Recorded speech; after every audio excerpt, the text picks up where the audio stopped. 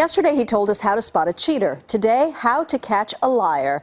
Dr. Phil, the human lie detector, is here with some tricks of his trade that we can all use. Good morning, Dr. Phil. Good morning. You know, people lie a lot, so you got to be on your toes. All right. So are all lies bad, though? Isn't it okay to tell a little white lie? Listen, when you look at the research, you got to look at what people define as a lie. The most dangerous lie and the most difficult one to spot, for example, is the lie by omission. When you leave out a material fact, that's a lie just as big as anything you could say that's wrong. There are some myths, you say, regarding catching a liar. What do you mean by that? Well, you know, first off, there are a lot of myths out there. People talk about you look up to your left because that's where you do invention and construction. Frankly, those things really don't bear out. I mean, the research just doesn't support that. What you can do, and I think it's very important, is to remember that, number one, sometimes you've almost got to help a liar by being in denial. I mean, come on, you got to tune in and trust your gut instincts. And you also have to pay attention to just the common sense of whether something is lining up and making sense. If you want to know if you're getting the truth, ask specific questions, for example. For example? Well, if you want to know whether if your kid was smoking dope, for example, then you need to specifically ask, are you now or have you ever done that? Don't just like, you know, what do you think about it? You don't be general. You be very specific. And you say if that doesn't work, you should change the subject? It's interesting. You got to do what we call baselining.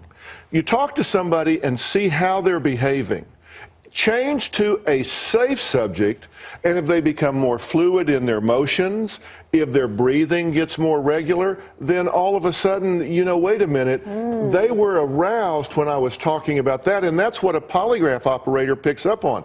When you ask somebody something and they lie, their blood pressure goes up, their heart rate goes up, their respiration gets shallow. Liars often breathe through their mouths. They purse their lips because they need more oxygen because they're in arousal. So, you know, pay attention. If you change the subject and they get more relaxed, they get more fluid in their motions, and you go back to the subject and all of a sudden they stiffen up, they start breathing, they color up, then you know, okay, they're aroused here, they're hiding something. Never would have thought of that one. That's a good one. Yeah, that's a good one. Then you say look for clarity. Listen, clarity is important. When people are telling you the truth, they'll look you in the eye, not too much or looking away, they'll look you in the eye, and they'll tell you the truth. But when people are lying, they get over-emphatic.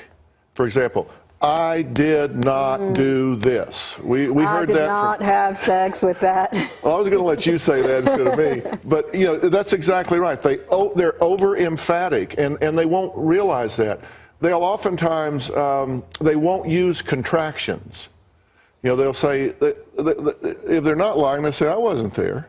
But if they're lying, they'll say, I was not there. So listen, if they get more emphatic and drop contractions, they don't like using personal pronouns, I, me, because they don't want to own the lie. So they'll try to use intransitive verbs and just kind of put it off like, oh, it didn't happen, instead of I didn't go there. And are they repetitive? They are repetitive. Oftentimes a liar, because they don't want to go too far afield, will repeat your question back to you.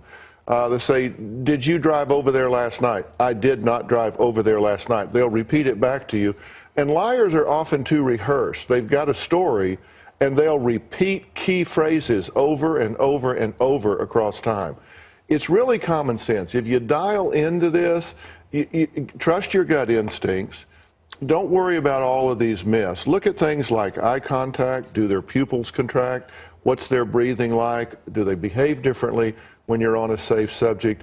It's not that hard. Moms are really good at this when they're talking to the kids. Yeah, you guys are betazoids. You have this little feeler out there.